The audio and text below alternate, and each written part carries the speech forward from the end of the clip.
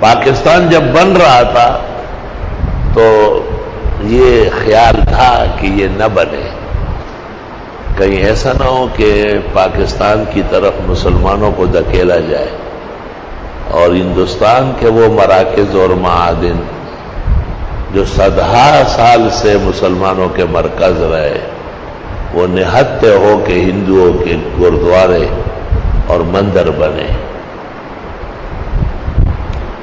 یہ ایک قابل سوچ تھی، اور یہ ملک کے بجائے ایمان و اسلام کو بچانے کی فکر تھی۔ اور اس جماعت کے جو سب سے ہراول دستے کا سپہ سالار تھا وہ شیخ الاسلام شیخ العرب والعجم، صدر المدرسین دارالعلوم دیوبند حضرت اقدس مولانا حسین احمد صاحب مدنی تھے۔ دوسری جماعت کا خیال یہ تھا کہ اب یہ طے ہو گیا کہ انگریز کو جانا ہے اور ہندوؤں کے ساتھ گزارا مشکل ہے، کوئی ملک تو ہمارے اسلام کے نام پر ہو۔ ان کا ہراول دستہ اور اس کا سپہ سالار مشہور زمانہ مفسر متکلم محدث پاکستان کے بانی اور شیخ الاسلام مولانا شبیر احمد صاحب عثمانی تھے۔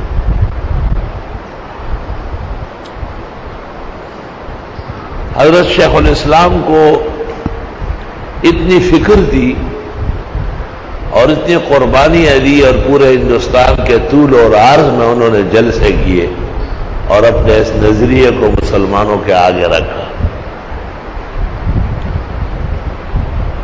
انہیں پتہ چلا کہ ایک طالب علم ہے یا ایک آدمی ہے مسلمان اور اس کو جن آتے ہیں اور وہ جن پر باقاعدہ گفتگو کرتے ہیں۔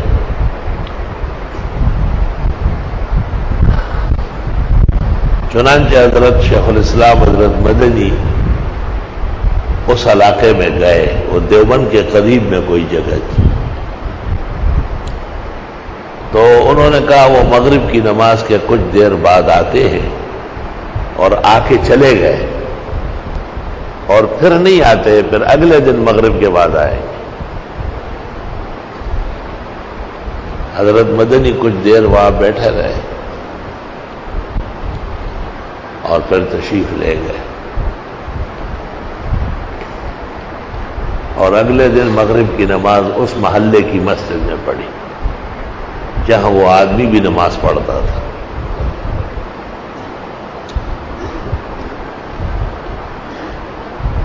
اور معہود وقت میں معمولات سے فارغ ہو کے اس نوجوان کو حضرت کے قریب لایا گیا اور وہ جنات آ گئے۔ انہوں نے حضرت شیخ الاسلام کو سلام کیا، معذرت کی کہ آپ نے تکلیف کی، لیکن ہم کسی ضروری کام سے دور جا چکے تھے، ہم کل واپس نہیں ہو سکتے تھے۔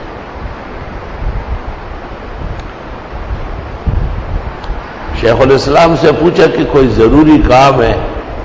آپ نے فرمایا کہ یہ پاکستان بن رہا ہے اور مسلمان کچل جائیں گے، کیسے کچلیں گے وہ میں نہیں بیان کر سکتا، ہمت نہیں ہے۔ جمعے کا مبارک دن ہے، زخمی جگر سے شاید میں جمعہ نہ پڑھا سکوں، بیان کرنے کا نہیں ہے جو بعد میں ہوا، جس کا شیخ الاسلام کو خوف تھا۔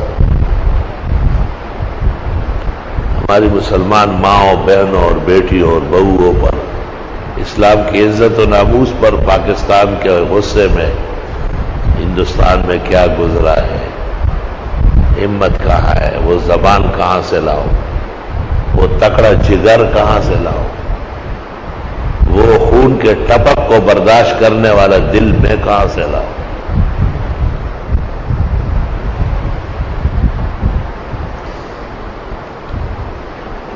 چنانچہ جنات نے حضرت اقدس شیخ الاسلام کو کہا کہ پاکستان بنے گا اور یہ فیصلہ پختہ ہو چکا ہے، اور اس میں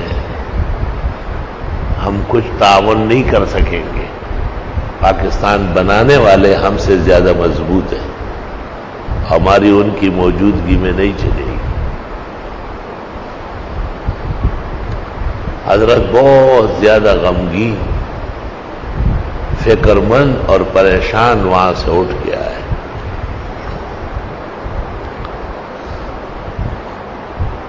جب پاکستان بنا، فیصلہ ہوا، تو حضرت مدنی تشریف لے آئے پاکستان، اور لاہور میں، شیران والا میں اور دیگر مقامات پر اپنے فضلاء کو، صرف صوبہ سرحد میں 22,000 علماء دیوبند ہیں، جن میں سے اکثر نے بخاری اور ترمذی شیخ الاسلام سے پڑھی.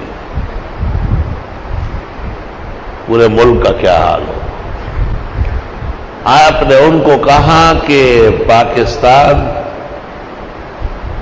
اور اس کی حفاظت آپ کا فرض ہے.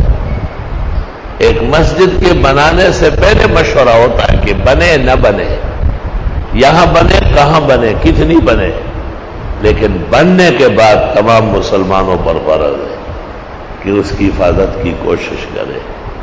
لہذا آپ اس نظریے کو چھوڑیں اور اب پاکستان کے ہو کے رہے. آن ریکارڈ آپ کی تقریر موجود ہے. جو لوگ آدھی آدھی باتیں سناتے ہیں وہ اللہ کے عذاب سے ڈرے. شیخ الاسلام کو جس نے دکایا ہے اس نے عزت نہیں پائی. شیخ الاسلام مولانا حسین احمد صاحب مدنی علماء اور اولیاء کے سر لشکر تھے، اور اللہ نے خاموش سمندر پیدا کیا.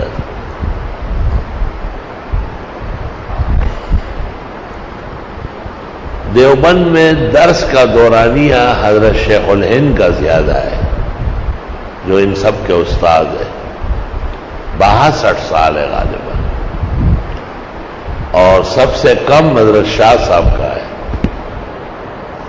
اور حضرت مدنی معتدل ہے، لیکن فضلاء سب سے زیادہ آپ کے ہیں، اور شاگرد آپ کے بہت زیادہ ہیں.